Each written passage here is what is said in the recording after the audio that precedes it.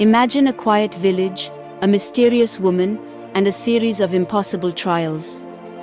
Why is Ekemma, a humble girl, challenging the strongest men in her village? Could her strange battles be the key to saving them all? Watch now to uncover the truth behind this incredible African folktale. Like, comment, and subscribe for more amazing stories. The story begins in a small village surrounded by lush green hills and dense forests. Ekemma, known for her gentle nature, lives a quiet life, tending to her small farm and helping the elderly in the village. The villagers admire her for her kindness but often dismiss her as timid and incapable of confrontation. One fateful morning, the village square is alive with activity as the men gather to discuss preparations for the annual yam festival. Suddenly, a loud commotion breaks the rhythm of the day. Ekemma, dressed in a simple wrapper, steps boldly into the square. Her presence, usually unnoticed, now commands attention. "I challenge any man here to a duel," she declares, her voice firm and unwavering. The crowd falls silent. The men exchange bewildered glances, unsure if they heard her correctly. The village elder, Baba Ogin, rises from his wooden stool and clears his throat. "Ekemma," he begins, his tone gentle but firm. "This is not the behavior we expect from you. Why do you speak of duels, and with such boldness?" Ekemma's eyes, usually soft, now blaze with determination. "The spirits have spoken to me," she replies. "They have given me a task and I must obey. Each duel I fight is a step towards saving our village." The men murmur among themselves, their confusion quickly turning to anger. One of the younger men, Udoka, steps forward, his muscular frame towering over Ekemma. "Are we to believe a woman like you can defeat any of us?" he scoffs. "This must be some trick." Ekemma meets his gaze without flinching. "If you doubt me, then accept my challenge." The crowd gasps. Udoka, known for his pride, cannot refuse. A circle forms around them as the villagers gather to witness the duel. Baba Ogin attempts to intervene, but Ekemma raises a hand. "Let the spirits guide me," she says. The elder, though skeptical, steps back, his curiosity piqued. Udoka lunges first, his movements swift and calculated. Ekemma, however, moves with an agility and strength no one had seen before. The duel is intense, with Udoka using his brute strength and Ekemma relying on strategy and precision. To everyone's shock, Ekemma disarms Udoka and pins him to the ground. The crowd erupts in disbelief. "You cheated," Udoka shouts, but his words lack conviction.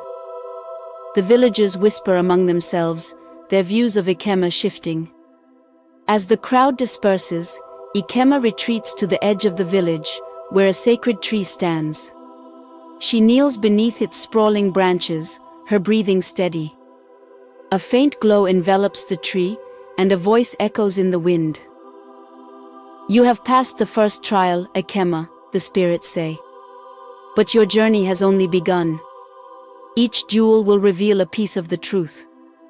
The fate of the village depends on your strength and their willingness to listen." Ekemma bows her head in reverence. "I will not fail." Back in the village, the men gather at Baba Ogene's hut to discuss what they witnessed. Some are angry, others confused, but one thing is certain. Ekemma is no longer the woman they once knew. As night falls, Ekemma prepares herself for the challenges ahead. The village, unaware of the impending doom, continues with its daily life, but a sense of unease lingers in the air. The sun rises over the village, casting golden hues across the thatched roofs. Villagers go about their daily routines, but whispers about Ekemma's duel with Udoka dominate every conversation. Many dismiss it as a fluke, while others grow curious about her newfound strength and confidence. In the bustling marketplace, Ekemma walks calmly, her presence causing murmurs to ripple through the crowd.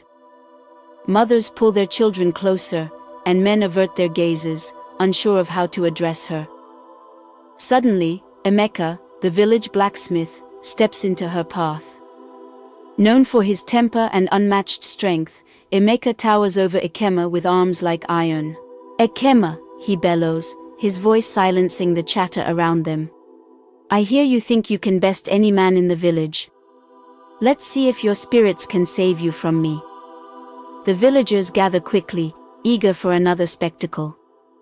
Baba Ojene, hearing the commotion, arrives with his staff, his face a mask of concern.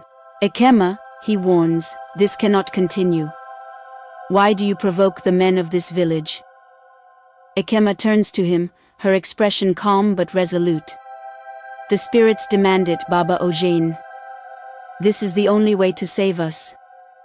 The elder sighs, torn between his respect for the spirits and his concern for the growing discord in the village. Reluctantly, he allows the duel to proceed, hoping for answers. Emeka grabs a heavy staff from his workshop, its polished wood gleaming in the sunlight. Ekemma, weaponless, stands her ground. The villagers murmur in disbelief. How could she possibly win without a weapon? Emeka lunges, his strength evident in every move. Ekemma dodges with agility, her movements almost otherworldly. She grabs a fallen branch, using it to parry his strikes. The duel is fierce, with Emeka's raw power clashing against Ekemma's speed and precision. Finally, with a swift move, Ekemma disarms Emeka and knocks him to the ground. The crowd erupts in shock and awe. Emeka, breathing heavily, looks up at her, his pride bruised. "You fight like no ordinary woman," he mutters. "What is your purpose?" Ekemma helps him to his feet. "You will understand in time, Emeka. This is not about me. It is about all of us." As the crowd disperses, Ekemma once again retreats to the sacred tree. The spirit's voice echoes softly through the rustling leaves. "You have passed the second trial," they say. "Pride is the first barrier to unity. The men must see beyond their egos to discover the truth." Ekemma frowns, her resolve unwavering. "But they still don't understand. How can I make them see?"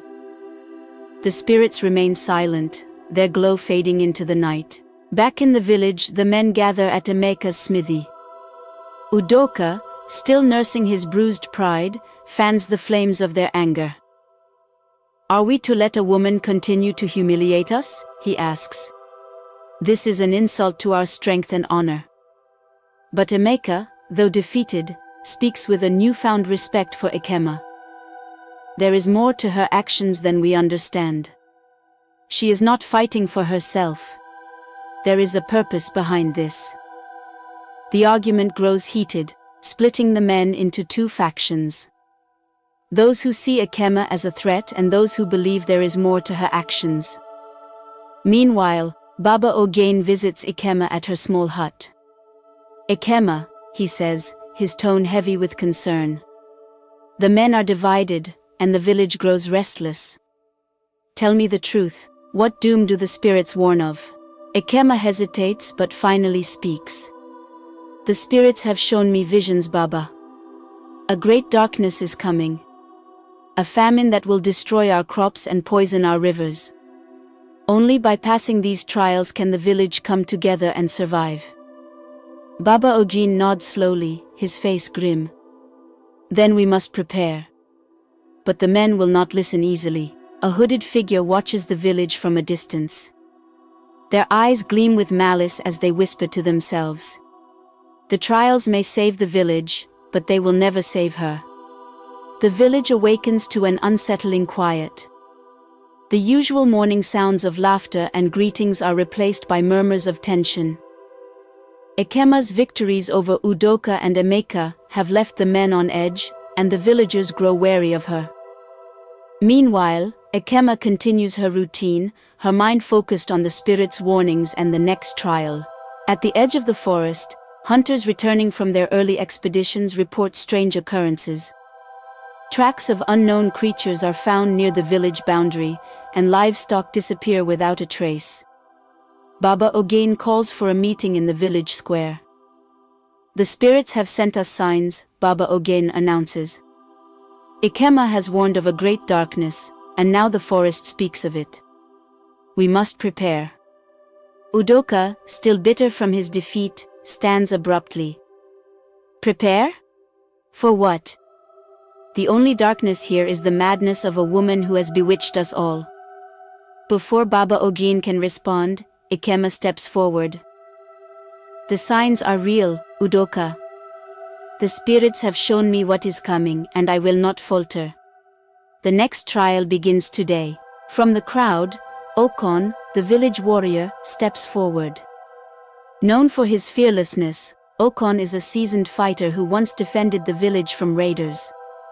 His reputation as a protector inspires confidence in the villagers. I will challenge you, Ekemma, Okon declares, his deep voice cutting through the tension.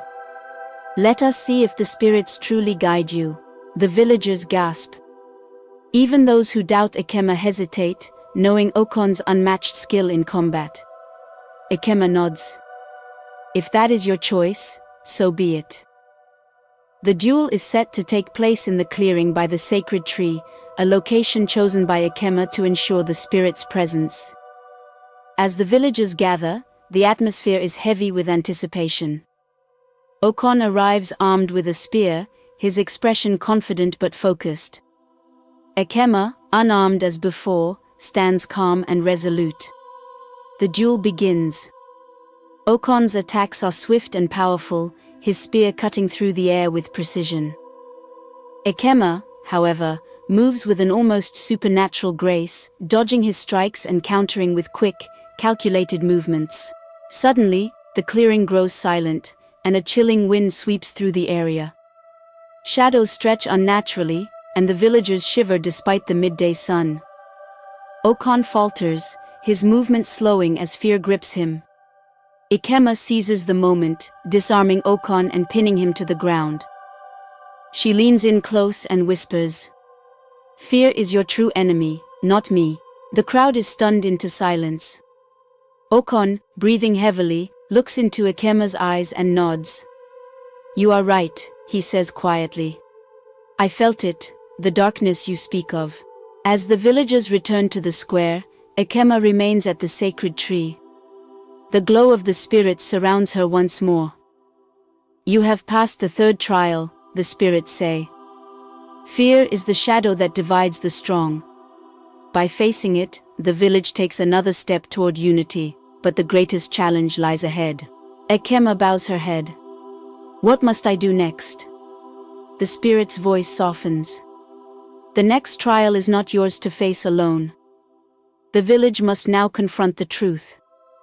Prepare them, Ekemma, for the darkness grows closer." Word of Okon's defeat spreads quickly. While some villagers begin to believe in Ekemma's warnings, others grow more resistant. Udoka, determined to prove her wrong, rallies a group of men who refuse to acknowledge her victories. "This woman is tearing our village apart," Udoka shouts. "We cannot let her continue."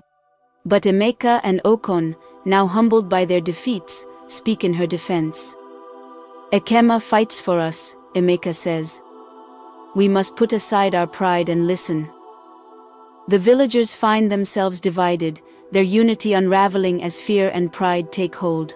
As night falls, the mysterious hooded figure returns, lurking in the shadows near the sacred tree. They scatter strange powders at its base and mutter incantations under their breath.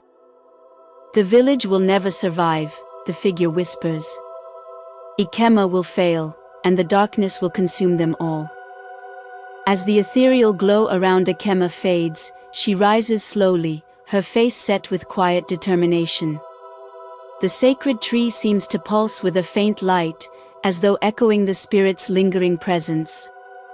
Ekemma gazes toward the village, where shadows stretch ominously, blending with the encroaching darkness of the forest. A soft breeze carries the distant murmur of villagers, unaware of the storm looming on the horizon. With a deep breath, she whispers, "The truth will test us all." The village wakes to an ominous stillness. The air is heavy, and a faint, acrid smell wafts from the forest. Baba Ogain calls for an emergency gathering in the square. The villagers arrive, their faces etched with fear and uncertainty. The news of strange happenings, disappearing livestock, dead crops, and mysterious shadows in the night, has shaken everyone. Ekemma steps forward, her calm presence commanding the crowd's attention. "The spirits have spoken," she begins. "Our division feeds the darkness. The trials I face are not mine alone, they are for all of us. If we cannot come together, we will fall apart." Her words spark murmurs among the villagers. Udoka and his followers remain skeptical, while Emeka and Okon stand beside her, their trust in her purpose unwavering. Baba Ogin raises his staff, silencing the crowd. "Enough. This division serves no one. Ekemma, what must we do?" Ekemma takes a deep breath. The next trial is one of unity. The spirits demand that the men and women of this village work together to face the coming darkness. Only through collaboration can we succeed. The villagers exchange wary glances, their distrust still simmering. Ekemma leads the villagers to the edge of the forest, where the mysterious tracks were found. She points to a series of boulders blocking a narrow riverbed. The spirits demand we clear these stones. Alone, this task is impossible. Together, it can be done. The men grumble, reluctant to take orders from Ekemma, but Baba Ogain steps forward. "This is a test of our unity. We must put our pride aside and work together." The villagers form teams. Men, women, and even children begin hauling stones, cutting vines, and clearing debris. Initially, the effort is disorganized, with tempers flaring and egos clashing. Udoka refuses to take direction from Ekemma, leading to arguments that threaten to derail the task. Ekemma steps in, her voice firm but kind. "This is not about who leads or who follows. It is about survival. The spirits are watching." Her words seem to strike a chord, and the villagers gradually begin to cooperate. As the sun reaches its zenith, their combined efforts bear fruit. The boulders are cleared, and water begins to flow freely again. The villagers cheer, their spirits lifted by the small victory. For the first time, they see the power of unity. As the villagers return to the square, a sudden gust of wind sweeps through, carrying with it a haunting voice. The spirits speak, their tone urgent and foreboding. "You have passed the trial of unity, but your journey is not complete. The darkness grows stronger. A final trial awaits, a trial that will test your courage, your trust, and your sacrifice. Prepare yourselves." The villagers look to Ekemma, their fear mingled with newfound respect. Baba Ogin steps forward, his face grave. "What is this final trial, Ekemma? What more must we endure?" Ekemma shakes her head. "I do not know. But I feel it drawing closer." That night, as the villagers celebrate their achievement, the hooded figure returns. They creep through the shadows, scattering strange powders near the sacred tree and whispering incantations. The tree's glow dims, and a dark, eerie mist begins to seep from its roots. "The village is united now," the figure mutters. "But unity alone will not save them." As the mist spreads, strange visions appear before Ekemma in her dreams. She sees the village engulfed in darkness, the sacred tree withered and lifeless. She also sees the hooded figure, their identity obscured, standing at the heart of the chaos. Ekemma awakens with a start, her heart racing. She knows that the final trial will demand more than strength and unity. It will require the village to confront the hidden forces working against them. The village wakes to an unsettling sight, the sacred tree, once vibrant and glowing, now shrouded in a dark, eerie mist. The villagers gather around it, their fear palpable. Baba Ogain approaches the tree cautiously, his staff trembling in his hands. "This is no ordinary sign," he declares. "Something or someone is working against us." Ekemma steps forward, her voice steady but grave. The spirits warned us of a final trial. This darkness is their message. To confront it, we must uncover the truth that binds us and the truth that divides us. The villagers exchange uneasy glances. What truth could Ekemma mean? Ekemma calls for a meeting at the village square. The spirits have shown me visions of a saboteur, a force within our midst sowing division and feeding the darkness. To overcome this trial, we must bring everything into the light. Her words spark a wave of murmurs. The villagers grow defensive, some accusing their neighbors, others remaining silent out of fear. Udoka, still resentful of Ekemma, steps forward. More riddles, Ekemma, he scoffs. What truth do you expect us to find? If there's a saboteur, name them. Ekemma shakes her head. The spirits did not show me their face, but they showed me their actions. We must search for clues. The villagers spread out, searching the village and the surrounding forest for signs of sabotage.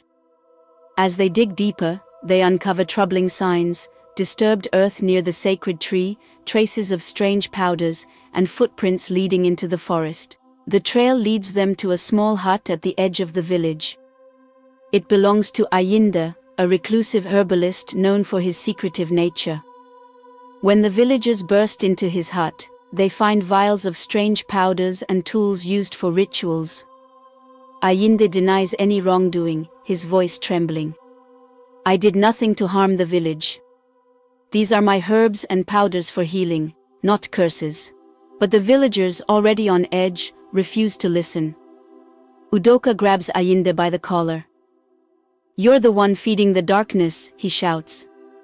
Admit it, Ekemma intervenes, her voice cutting through the chaos. Stop. The spirits demand truth, not blind accusations. Ayinde, if you are innocent, prove it. Ayinde hesitates, then points to the powders. These powders are not mine. Someone must have placed them here to frame me. As the villagers argue, a shadowy figure appears at the edge of the clearing. It's the hooded saboteur, their face still hidden. The figure steps forward, their voice calm and cold. You are all fools, the figure says. Ekemma may have brought you together, but you are blind to the deeper truth. The darkness is not just coming, it is already here, feeding on your fear, pride, and mistrust. The villagers gasp, their fear turning to anger. Udoka rushes forward, but the figure raises a hand. A dark mist surrounds them, and Udoka freezes in place. Ekemma steps forward, her eyes blazing with determination. Reveal yourself. If you have caused this, the spirits will judge you. The figure hesitates, then removes their hood. It is Duel, the village woodcutter, a man known for his quiet demeanor and deep resentment of the village's traditions. I have no allegiance to the spirits, Duel spits. They abandoned me long ago. This village clings to its old ways, blind to the suffering they cause. I wanted to show you how weak you truly are. The villagers are stunned. Baba Ojin steps forward, his face a mix of anger and sorrow. Adewale, you have betrayed not just the spirits, but all of us. Why? Adewale glares at him. Because this village never cared for me. I was nothing to you all, so I decided to make you feel the same. The sacred tree begins to glow faintly, and the spirit's voice fills the air. Adewale has fed the darkness, but the darkness does not belong to him alone. It thrives on the pride, fear, and division within you all. The trial of truth is not just his. It is yours. Ekemma steps forward, her voice trembling but resolute. We have seen the truth, spirits. Now tell us. How can we overcome this darkness? The spirits reply. To defeat it, you must forgive and unite. Only then will the light return to your village. The villagers look at one another, their faces reflecting shame and regret. Udoka lowers his head, muttering an apology to Ekemma. Ayinde forgives those who accused him, and the villagers embrace Adewale, vowing to rebuild trust. Under Baba Ogane's guidance, the villagers gather at the sacred tree for a cleansing ritual. Ekemma leads the chants, her voice strong and clear. Together, they scatter the powders and cleanse the land with water blessed by the spirits. As the ritual concludes, the mist dissipates, and the sacred tree glows brightly once more. The villagers cheer, their unity restored. Adewale, humbled and repentant, kneels before Ekemma. "I was wrong," he says. "You fought not just for the spirits, but for all of us. Thank you." Ekemma places a hand on his shoulder. "The spirits gave us these trials to remind us of our strength when we stand together." The village is alive with celebration. The sacred tree glows brighter than ever, its light casting a warm glow over the crowd. For the first time in weeks, laughter and music fill the air. The villagers, united after the trials, thank the spirits for their guidance. Yet amidst the joy, Ekemma senses something is amiss. As she watches the festivities from a distance, Baba Ogene approaches her. "Ekemma," he says quietly, "you seem troubled. The spirits have shown us the way, and the village stands united. What more could worry you?" Ekemma looks at him, her eyes heavy with unease. "The spirits warned me of a final challenge. I fear this is not the end." As night falls, a chilling wind sweeps through the village, extinguishing the fires. The sacred tree's glow dims, and an oppressive silence descends. The villagers gather in fear, their unity trembling under the weight of the unknown. Suddenly, a towering figure emerges from the shadows. Its form is shrouded in a swirling mist, and its voice echoes like thunder. "You have passed the trials of pride, fear, and truth," the figure booms. "But the final trial is upon you, the trial of sacrifice." The villagers recoil in fear, but Ekemma steps forward, her resolve unshaken. "What do you demand of us?" The figure points a shadowy hand at the sacred tree. "The darkness that plagues this land is bound to the tree. To cleanse it fully, one of you must offer your life. Only through sacrifice can the light be restored." The crowd erupts into chaos. Cries of fear and denial fill the air as the villagers struggle to process the figure's words. Ekemma raises her voice above the din. "Enough. We have come too far to falter now. If a life must be given, then I will offer mine." The villagers gasp, their protests immediate. "No, Ekemma," Emeka shouts. "You've done more for this village than any of us. We cannot let you do this." But Ekemma stands firm. "The spirits chose me for these trials. If this is the price to save our home, then I will pay it." Baba Ogene steps forward, tears in his eyes. "Ekemma, are you certain? This is no small sacrifice." She nods. "My life is but one, Baba. The village is many. I will do what is needed." Under Baba Ogane's guidance, the villagers gather around the sacred tree for the final ritual. The air is heavy with sorrow, yet filled with respect for Ekemma's bravery. As she kneels before the tree, the spirits' voices echo softly. "Ekemma, your courage has united this village and restored faith in the spirits. Your sacrifice will not be forgotten." The towering figure raises its hand, and a blinding light envelops Ekemma. The villagers shield their eyes, their hearts heavy with grief. When the light fades, Ekemma is gone, and the sacred tree stands taller and brighter than ever, its roots spreading life into the earth. The darkness lifts, and the village is renewed. Crops begin to grow again, and the rivers flow clear and strong. The villagers, though mourning the loss of Ekemma, vow to honor her sacrifice by living in unity and trust. Baba Ogene addresses the crowd. "Ekemma's spirit will always be with us. Let her bravery and selflessness guide us as we rebuild our lives." The villagers plant flowers around the sacred tree, creating a shrine in Ekemma's memory. Children gather around it to hear her story, ensuring her legacy lives on. As the villagers go about their day, a soft breeze rustles the leaves of the sacred tree. The spirits' voices whisper, audible only to Baba Ojin. Ekemma's sacrifice was true, but her spirit is not lost. She will guide this village always, watching over you from the light. Baba Ojin smiles, his heart heavy but hopeful. He turns to the villagers, his voice strong. Ekemma is with us, now and forever. Moral lesson. The story of Ekemma teaches us the power of unity, courage, and selflessness. Pride, fear, and mistrust can tear a community apart, but when people come together with understanding and forgiveness, they can overcome any challenge. True leadership is not about dominance but about sacrifice and the willingness to put others before oneself. Ekemma's journey reminds us that one person's courage can inspire a whole community to become better.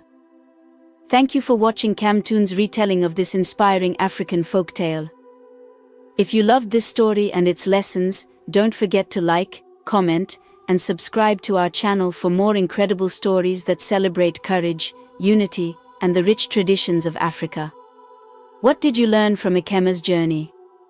Share your thoughts in the comments below. Turn on notifications so you never miss a new story. And remember, every like and share helps us continue bringing these tales to life for you. Stay tuned for more stories that inspire, entertain, and connect us all.